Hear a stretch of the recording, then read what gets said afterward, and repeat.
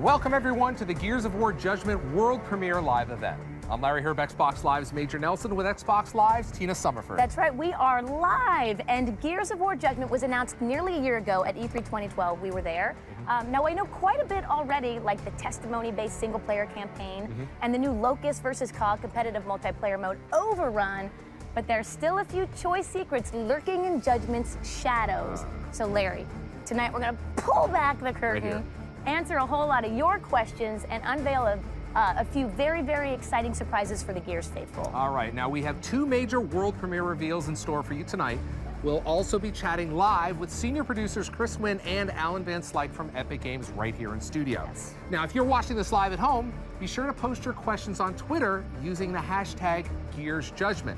We'll be picking your questions from the hashtag to ask live throughout the show. Plus, we'll be taking your tweets throughout the show, putting them up on screen, so be sure to share your reactions to the game as well as tonight's reveals. Wow, super community-driven show for you guys. Plug right in. Now also, if you are watching live, don't forget you still have roughly 15 minutes to enter for your chance to win a custom Gears of War Judgment console. Now, you cannot buy this in the store, correct? Absolutely not. And we're also going to give away some copies of the game, which will be available at launch time. Now listen, you can find all the details on how to enter right now at my blog at majornelson.com. Yes. Now, Tina, I want to ask you, you had some time down in North Carolina, right at Epic Games where they make the game. Yes. How'd that go? It was great. It was a great trip. I spent about 4 days, had a chance to talk to Alan and Chris, that you're going to be taking their live Q&A a little bit later in the show. Yep. But I also got a chance to sit down with Chris Perna. Now, he's the art director. He's been there since the very, very beginning. So not only did he do Judgment, the whole franchise is really his vision. So that was a great conversation, which you'll also get to see later on the show. And I heard you also spent some time. Are you about to call me out? Yes, I am. My understanding that you spent some time in the playtest lab. I did, and How'd that go? I got reamed. I just, as honest as I could be, I got killed over and over for hours and hours, but I had a great time doing it, and they were the men and women that made the game, so I really didn't have a shot at it. But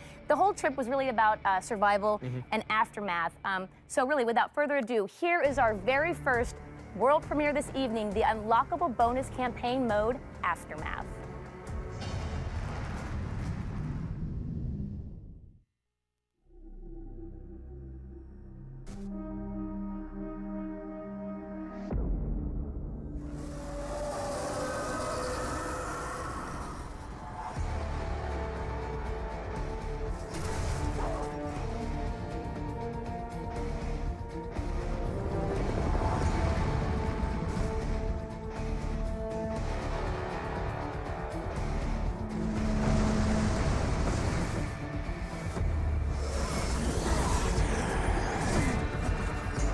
The easiest way to describe what the Aftermath campaign is, in the context of Gears of War 3, near the end of the game, Marcus and Dom go off in one direction toward Azura, and they send Baird and Cole off to find some supplies. All right, Baird, Cole, you go find reinforcements. We need transport, weapons, and anyone who can fight. It just so happened that they went to Havel Bay to go find those reinforcements, and so we had all the pieces kind of put together, and it was like, you know, let's go tell that particular story from Gears 3. You run into Paddock, who's one of the new characters in Judgment, because he's still hanging around that city. Only COG soldiers are this noisy. Paddock? That sidearm can go back where you found it. I think it's really neat to see Paddock inserted into this point in the timeline of the Gears story. It takes you back, and I think it's a point in time that everyone's going to be excited to see. Ultimately, it's a reward for fans. Paddock is a Groznian guy.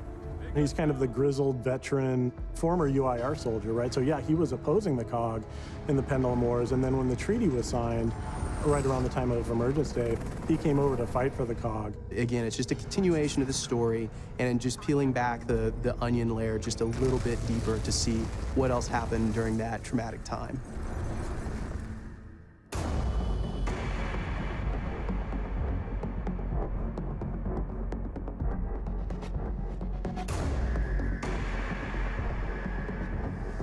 We built Aftermath in as an unlock. And so to unlock it, you earn stars. When you play through the main Judgment campaign, you're scored every section that you play through. We have a series of 3 stars that you can earn. You earn those stars by getting ribbons, you know, headshots and executions and those kinds of things. Also just by playing through the mission. If you take a declassified mission, that will boost your stars. The declassification system changes the way that you play. It's an optional system that you can choose that'll actually add challenge and make it even more intense than, than it previously was. It also changes the testimony and changes the way that the story is told. The dust gunked things up pretty good, and the grubs were going in for close kills. Basically,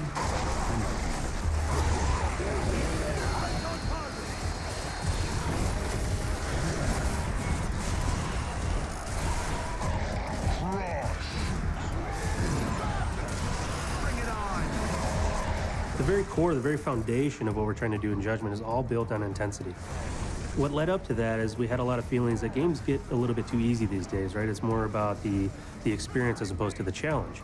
To make it more intense, there's some specific things that we did. One of those is the smart spawn system, and so this was a whole thing that we engineered so that when you get into a battle, when you come into an encounter, what you face will be different every single time. You might play through once and get, tickers and maulers as you kind of like lay back, and then you play through again and you push forward, and now you have wretches and different enemies flanking you. So lots of intensity happening in this game.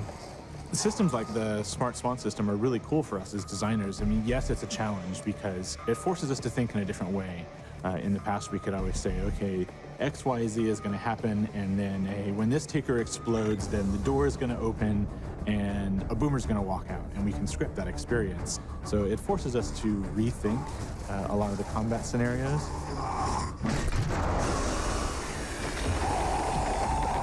In a way, I really like that because it gave us the ability to put more story and more context into the environments and into the world itself, which really helps bring the universe to life a lot more.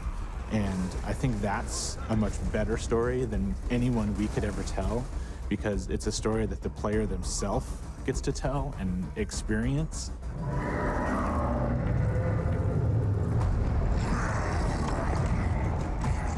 For us, it's a process of evolution. We don't want to just give the same experience over and over again, because that's really an injustice to the fans. And we want to make sure that we're delivering something that's progressing, not just both from a story standpoint, but from a franchise standpoint, but also from a gameplay standpoint.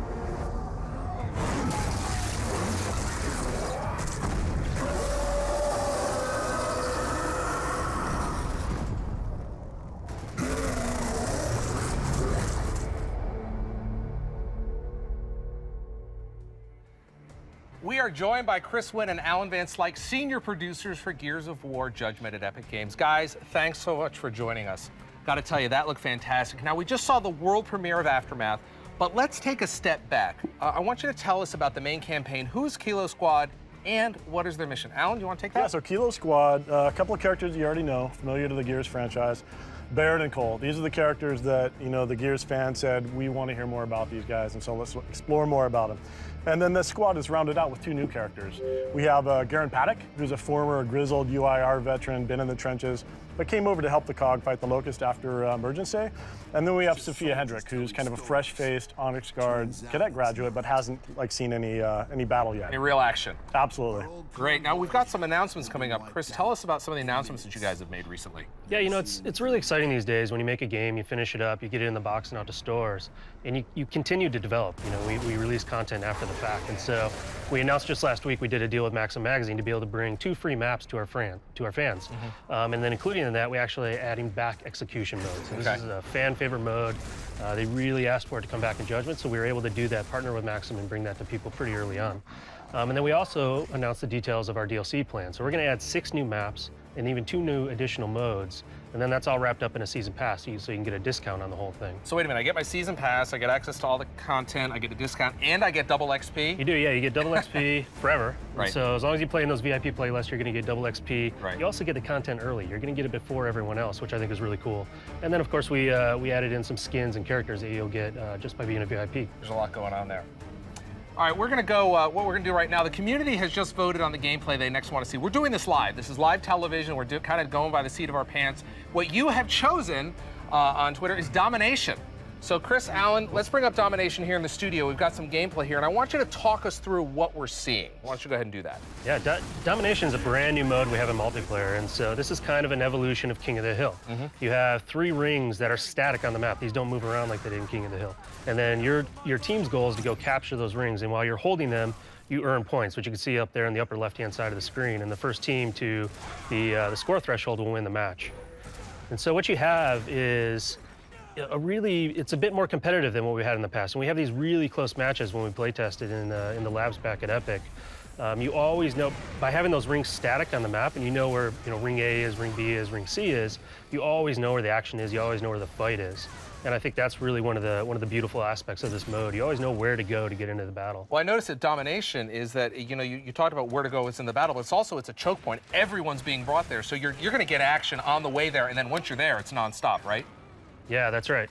Yeah, absolutely. And one of the things, that we've added to all of our multiplayer modes is this new vertical nature to the gameplay. So yeah, there's choke points, but it's no longer just a flat plain choke point. Now people can run upstairs, drop down, and flank you and surprise you. And so there's this whole new nature of strategy to the maps by adding this vertical nature to them. Tell me a little bit about, you mentioned play testing earlier. How important is play testing to a mode like this? It's massively important. I mean, you have to get the balance right.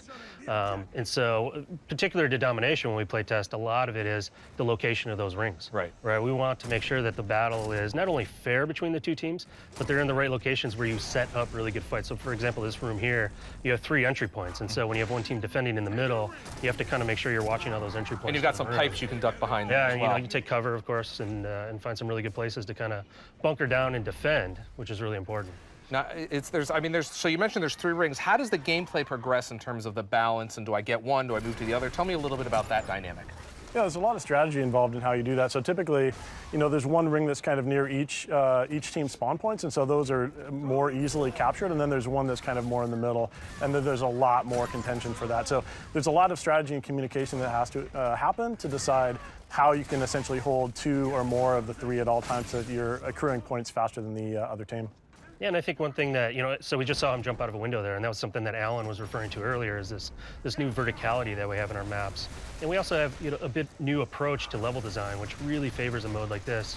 It's a much more circular in terms of its movement, and so you find it's a lot easier to move around as a team and find those choke points and find those battle areas. Now, I've had the chance to play this game, but one of the things I noticed right off was you kind of did some things with the weapons and the weapon switching. Tell us a little bit about that. Yeah, we optimized the control scheme actually in both multiplayer and the primary campaign. So now Y is a quick weapon swap, primary, secondary, just hit Y, boom, boom, switch back and forth. It really sped up the gameplay.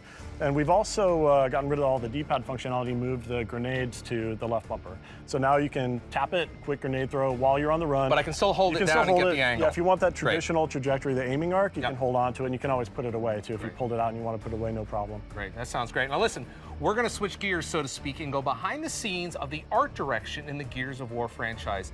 Tina caught up with art director Chris Pern to discuss the franchise, the visual identity, and how Judgment fits in.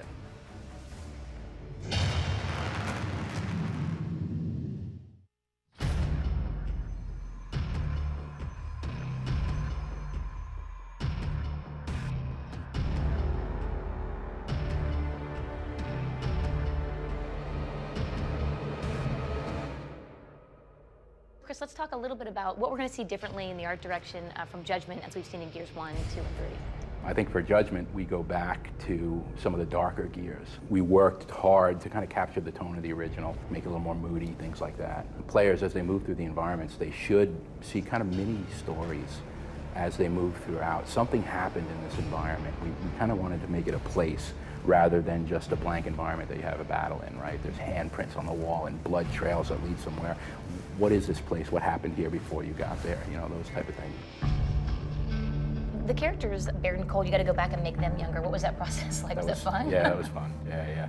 We iterated on those designs for a while. Some of them came easy, some of them were harder. Baird, of course, was a lieutenant before he got bumped down to private, and it was natural for us to kind of take him and clean him up. We upgraded his armor. He's got officer insignia on his armor and things like that. Cole was the same. We took Cole, we said, what would Cole look like during the thrashball days, right? Because he's younger and it's almost a thrashball. So he's more athletic, he's leaner, his face is younger, he's got more hair, stuff like that. It was kind of fun to evolve those guys. And, we wanted this cool, like, Hulk out kind of Locust. And the Rager was fun. He's like this little wimpy, skinny guy that comes out with a weapon and you kind of fire him. And as he takes damage, he just gets pissed off and he just starts to flush red and spikes come out and he gets nuts. And it was great to develop that character.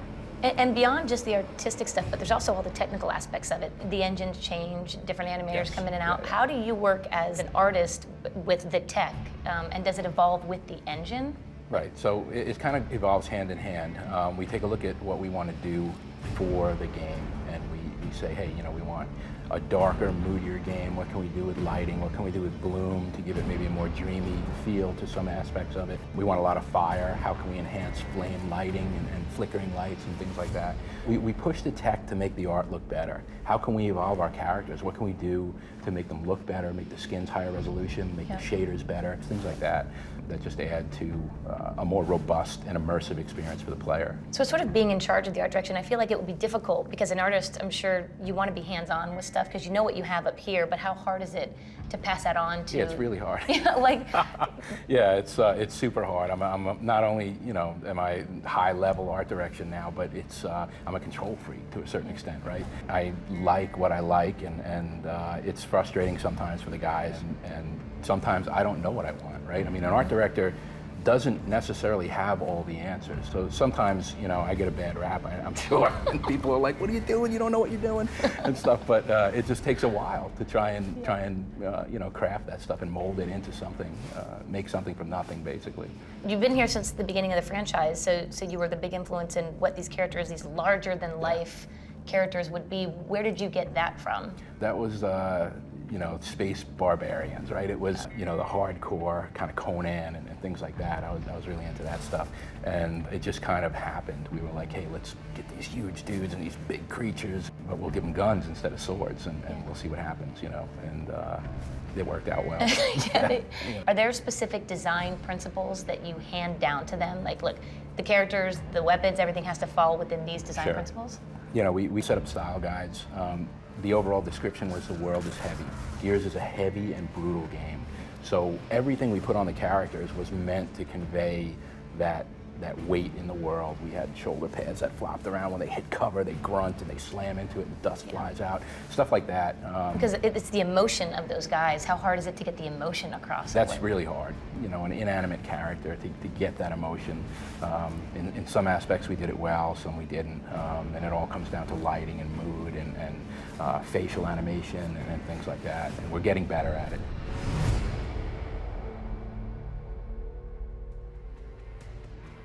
Chris Perna, director of art for the entire Epics, for the entire Gears of War series. Wow, that man has really got his fingerprints all over it. What's it like to work with him? Yeah, he really does have his fingerprints and his influence on the whole series.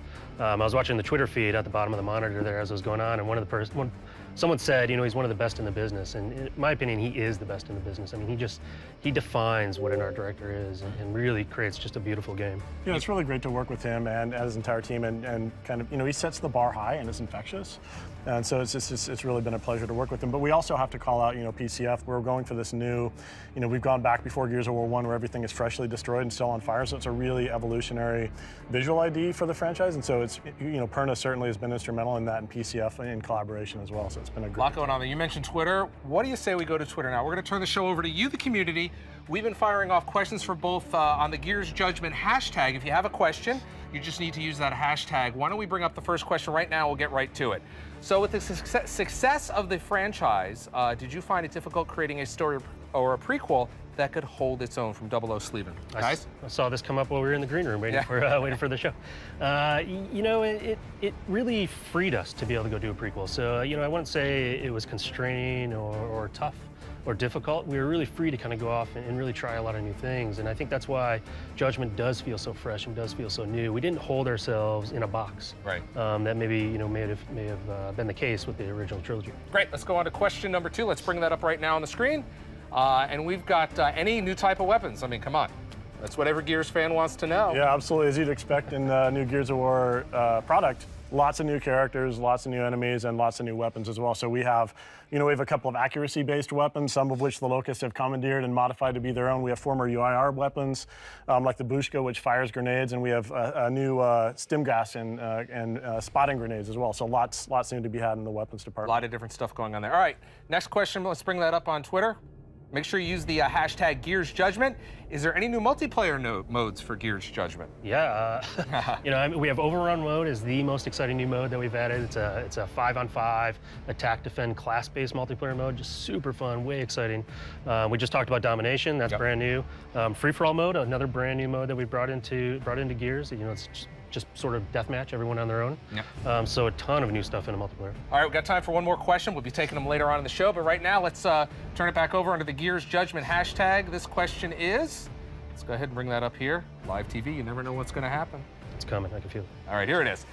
Why did you choose to have loadout systems for multiplayer? Great question. It is a good question. Yeah, I think it's all about flexibility. I mean, giving players, this is another big, you know, one of the recurring themes of this project is cramming as much in as we could that the community desired. And this is certainly one of the things that immediately fell out of that we prototyped in early pre-production and knew was compelling is, you know, this wider variety of choices by offering a loadout system. Great, well, there you go. Thanks everyone for your questions. Keep them coming using the hashtag Gears Judgment on Twitter. We'll ask more community questions, your questions, later on in the show. Now, but for now, the live audience has selected, let's take a look here, Dynamic Defense to showcase next. And following that will be our final world premiere unveil of survival mode. So let's bring up Dynamic Defense right here in the studio for the folks at home. What are we seeing here? Here's the gameplay. Why don't you guys describe what we're taking a look at? Yeah, so one of the big fan favorites from previous Gears of War titles was this idea of a defense scenario. And so what we've done is no longer, you know, yes, part of the campaign you're charging through and conquering, but part of the campaign also, the locusts are banging on the doors and they're encroaching upon you, and it's up for you to defend yourself. So we've added, as you can see, they're placing these new gameplay mechanic, which is a placeable sentry, and we have a couple of different types of sentries that have different ammunition types. And so it's up to you to defend your position within the map, and as the locusts are coming upon you, to actually place the sentry, repair it, feed it as you need to, and ultimately survive so that you can continue. You're gonna end up having to defend against multiple waves of locusts. They're gonna kind of attack you in these waves, and you're gonna get a little break. You're gonna have time to kind of reset your defenses, think about your strategy in between those different waves, which really adds a nice element of strategy to it. So this is kind of a tower defense type thing in the campaign where you stop down and kind of have to defend this. One thing that I noticed here is that, you know, as a player, you can pretty much set down the turrets anywhere. How does that affect the spawning system and the gameplay?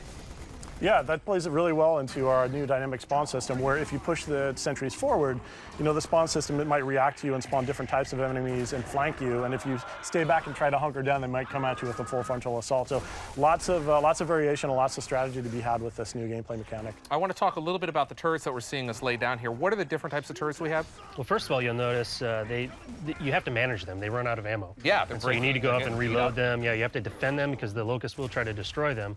But you have a couple of different types. So you have a Nasher type, which is a shotgun type of a sentry, so it's going to blast a little bit of a wider radius. And then you have the assault rifle sentry, which has a longer range. It'll give a good string of bullets on those enemies, but it'll run out of ammo a little bit quicker as well. There you go, that's dynamic defense. All right, now we get to the answer of the most asked answer and question for the Gears of War Judgment. And I gotta ask this. What did you guys do to my horde mode? What the hell happened? Survival is the answer, and we're gonna have to take a look at this right now.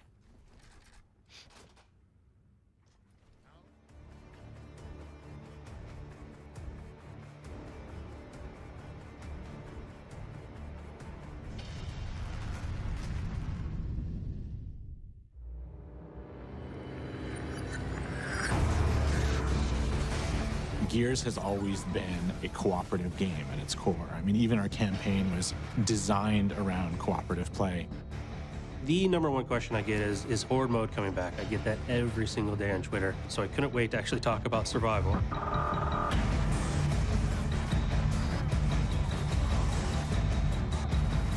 The base goal of it is you are defending a series of objectives, playing as the cog, and you get to use the classes that we have in Overrun. So you have the engineer, you have the soldier, you have the scout, you have the medic. It's all about teamwork of what classes you're going to pick and use their special abilities to help survive 10 waves of enemies.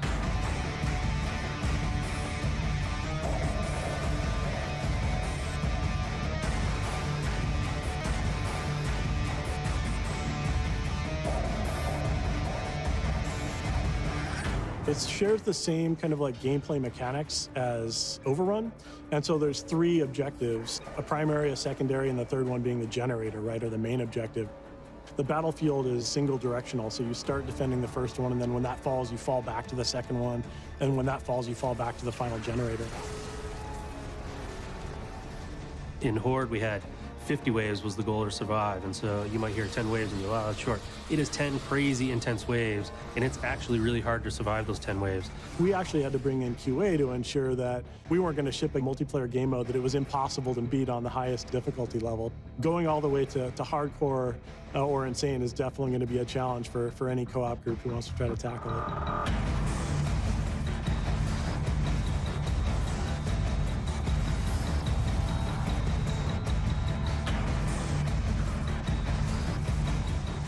I think the key abilities that you're going to see, if they're used well, give you a big, big advantage. If you have an engineer who's repairing a fence and the locust forces are incoming, there's no way he's going to be able to repair that fence. And so you've got this moment where all of the classes are doing their thing, and it's all to protect the one engineer who is staying alive and not slowing down and not reloading and doing all this to save that one barrier that's protecting your objective. It's different every time. You know, it's going to be a different experience every single time using the smart spawn system. As you're changing and trying to figure out the best way to beat it, the game is changing on you, and so you're constantly having to adapt and figure out, oh man, we thought this was going to work, but now that it's different because, you know, we're facing different enemies. How are we gonna team up and actually beat it this time? There's a lot of just little ways that they can work together and complement each other that make that so much more valuable than, hey, everybody just runs in with their Lancer and shoots stuff. The 10 waves, the 3 objectives, it all kind of worked out to be kind of that magic sweet spot where the intensity level was just right, the length of experience was just right, the number of people involved was just right, and it just turns into this great experience. Survival mode, that looked great. I got to talk to you about this, though. There's class-based going on here. Tell us about that. Yeah, you know, one of the things that makes it so interesting and so compelling is that you do have this class-based system. And so it really becomes about how are we going to team up? So how are you going to spread those classes around the team and really work together to use those unique abilities that each class has in order to try to survive those 10 waves that the locusts are launching at you. And that really is where the mode really gets interesting. You know, it kind of borrows that stuff from Overrun. It just adds that deep strategy, you know, that Gears hasn't had before. And by introducing those classes, we've introduced a lot of strategy in there as well. Tell me about some of your favorite memories as you guys were playtesting this. Oh, lots of good memories, especially when you're playtesting against QA, because those guys are ridiculous. But you know, testing different strategies, I think, are some of the most, you know, the fondest memories we have of, hey, let's load up on engineers and let's see what we can do to just keep the fortifications repaired and maybe have a medic or two to heal us, or hey, let's go in with the heavy guys and, you know, left and right, center. You know, it's all about how you're combining your classes and how you're defending the different routes, and there's lots of great memories surrounding that. Now, Chris, we're watching the Twitter feed here in the studio on the Gears Judgment hashtag. There's been some questions about taking the Horde mode of 50 and then dropping it down to 10 for survival mode. Tell us about that. Yeah, sure. You know, so Horde was really about a marathon. Right. And one of the big themes for us in Judgment is around intensity, around making your palms sweat, about making your knuckles turn white because you're squeezing that controller. And so when we really focused in on survival, we really wanted to bring that intensity into the mode as well. And so you get, you know, it might last about an hour, maybe a little bit more, maybe a little bit less, depending on how well you do, but it is a crazy hour. I mean, you're just constantly, you really are squeezing that controller. You know, are we gonna make it, are we gonna make it? There's 2 guys left, we're almost done. And just that intensity, that sort of, you know, what you kind of get nervous in your belly, right? Sure. That kind of butterflies in your stomach that don't happen in a lot of other modes. And that's something we really wanted to bring, and I think that's why you see, you know, the mode tuned the way it was, because that's what we were going after. Let's get back to the questions on Twitter using the Gears Judgment hashtag. We've seen survival. Now we're going to go to the questions. Let's bring up the first question right here in the studio. Will there be a season pass? It's always a great value. Can't wait to see kill some locust scum. Look forward to it, guys. You kind of talked about that a little bit earlier, but why don't you go ahead and revisit it? Kill the locust scum. I like it. Destroy them. Yeah, so our DLC plans will have 6 maps that we talked about that we'll release, plus 2 new modes. The season pass gives you a discount on that. You know, I don't know the exact points here off the top of my head. But then you also get all that extra stuff that we talked about. You get early access to all the content before anyone else gets it. You get the double XP. Double XP. Play and you know, playing the VIP playlist all the time, which is awesome. Yep. And then you get the skins and the characters that no one else is going to get as well. So our season pass, you know, we really tried to take it to the next level. We really tried to up that value to our fans and try to give them a lot of what they wanted. All right, back to Twitter using the hashtag Gears Judgment. Next question up: will the mature filters, gore, and language be returning? It was a great option to have in Gears. Yeah, they're all in there. Yep, so absolutely they'll be back for you. So that's people that don't really prefer the blood and whatnot. They can kind of dial it back a little bit. Exactly. You know, actually, you know, I kind of use that in multiplayer. I dial it because I can turn it off. That way, it's not on the lens. That's my pro tip. All right, let's go to the next question on Twitter. Gears Judgment. There you go. Is there a good game for new players to join the Gears of War universe? Or do you recommend playing the previous games? Because there's a lot of games. This is now the 4th game. So tell us where should we start at the beginning, or tell us about that? This is a great place to start. So you don't have to worry about, you know, in Gears 1, 2, and 3, like starting in Gears 2, you don't know what happened. You don't have that. This is a standalone story. You don't need the background of what happened in the original trilogy. And then we have all this additional stuff. You know, we talked about Aftermath, which actually takes place during Gears of War 3. It's a slice of what the Gears 3 campaign was like. So you get the Judgment campaign, you unlock Aftermath, and then you get to play a little bit of Gears 3. And then on those initial shipments of the game, we have a code to download Gears of War 1 digitally. For free. So, yeah, for free. So wait a minute. So when you buy the game, you're going to get basically Gears of 1 free to download. Yeah, that's right. And so you get Judgment, you get 1, you get a slice of 3, you get like that whole, you know, stretch of what we've done in the franchise, which I think is awesome. Lots of Gears. All right, back to Twitter. # Gears Judgment. Fire them our way. We will try to answer them. In your opinion, is Gears of War Judgment more difficult than the previous games? No, I wouldn't say it's more difficult. It's definitely there's definitely a sense of urgency and intensity that you haven't seen before in a Gears of War title. I mean, going back before Gears of War 1 to when the Locust invasion is fresh and new, and that people are still trying to react to it, brings a sense of intensity and urgency that you haven't seen before. I do think it's more strategic as well. You know, just based on the smart spawn system and having to look to see how you're going to get through there. You know, you do have to be a little bit more strategic than maybe you were in the past. All right, let's go to another question on Twitter. Let's bring this one up. Is there going to be an awesome girl character to play? Green Fairy LV. Let's see. Green Fairy would like. I'm guessing. Yes. Sophia Hendrick is a brand new character. She's a young rookie in the COG military. She's part of Kilo Squad, and so she makes an appearance in the game. One of my favorites is Alex Brand, who's a comic book character, and if you go pre-order the game at the Microsoft store, you get her as part of that incentive. And so 2 really cool female characters right there. And of course, we have Anya returning as an incentive as well. So there you go. All right, now we still have one more gameplay showcase to highlight. So this time we're going to take a look at the declassified missions. Guys, let's bring that up on the studio in here in studio for folks at home. Tell us about the declassified missions and what that means. Yeah, so declassification system is a completely new system specific to the primary campaign of Gears of War Judgment. It's an optional system. So what you saw was that crimson omen on the wall indicating it's available to you, and there's 40 plus of these available to you throughout the campaign. Throughout the primary campaign. Okay. And these declassifications do 3 things. One is they change the rule set. So what you're seeing right here is that reduced visibility and the enemies are meleeing you. They are rushing right in on because this player's opted into it. The second thing that it does is it increases challenge, and so you see the star system on the top left where it's counting up your kind of performance. Well, if you opt into the declassification system, it gives you a star multiplier, so you earn more stars, which in turn means you get a whole bunch of additional content. You unlock additional content that way. And the last thing that it really does is it changes the way that the story is told. And the idea that Kilo Squad is being judged through a tribunal, well, the declassification system will change the story. If you don't opt into it, you'll just hear the normal testimony. But if you opt into it, you're going to hear a change in the testimony, a change in the VO about, hey, this is what really happened during that period. And you mentioned something interesting there is that Barrett's giving his testimony, and you're actually playing that out as the story progresses, right? Exactly. As you play through and as you're giving your testimony, you get to play as the different characters giving their testimony. So you're going to hear the judge say, hey, we asked you to do this thing, and you went off, but it went horribly wrong. Recount to me exactly what you did and why. Now, I want to get back to the declassified missions here. Tell us about some of the different variables. We're seeing, obviously, there's a fog here, kind of like we have in the studio, and some short-range weapons. But what are some of the other variables that players are going to encounter in the game? Yeah, you'll see these environmental effects like fog or smoke. Some of them limit the weapons that you have available to you that you have to use to get through the mission. We have time-based ones, so having to get through it in a certain amount of time. We might throw a different set of enemies at you, like an additional set of a certain type of enemy.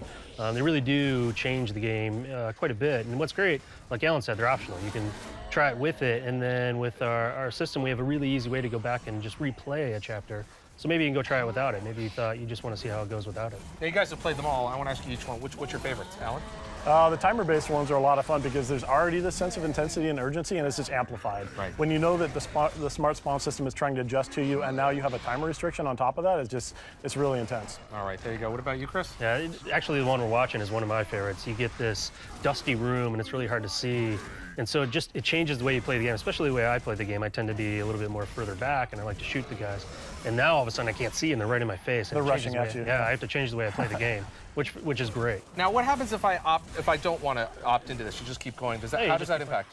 Yeah, you know, you'll still get the main story, and you're still going to play through. You're just not going to get that additional challenge, and you're not going to get that a little bit of additional storytelling to kind of help flesh out the full thing for you. Sounds great. All right. Thank you, gentlemen, for joining us on Xbox Live for this world premiere live event. I know it's been a whirlwind tour for both of you. Any final comments for the fans? Excited to get the game out on March 19th. You know, I want to get on. I want to play. Overrun for me is just so exciting, so I want to get on there and play with a bunch of fans and see how it goes. Yeah, I can't wait to see everybody online on March 19th. Oh, we're looking forward to that. Before we go, though, there's just a matter of our Twitter giveaway, including several copies of the game and, of course, the custom Gears of War Judgment console. This console isn't being sold at any store, and there are only a handful of these in existence. You guys know that, right? We're not even getting one. Now, the selected winners have been finalized. Congratulations to Twitter HawkPride88, Michael Trapani, and thank you everyone else. Keep your eyes out for a direct message on Twitter to see if you won a copy of the game. It's been incredibly exciting to bring all the Gears of War Judgment news directly to the Xbox Live community with tonight's show. If you tuned in late, don't worry. We will be offering a video on demand version of the show in just a few minutes. We'll also be debuting a special behind the scenes look at Domination, the brand new multiplayer mode exclusively on Xbox Live. We'll leave you now with another look at our world premiere for Aftermath. I'm Larry Herb, Xbox Live's Major Nelson. Thanks for watching, and we'll see you on Judgment on March 19th.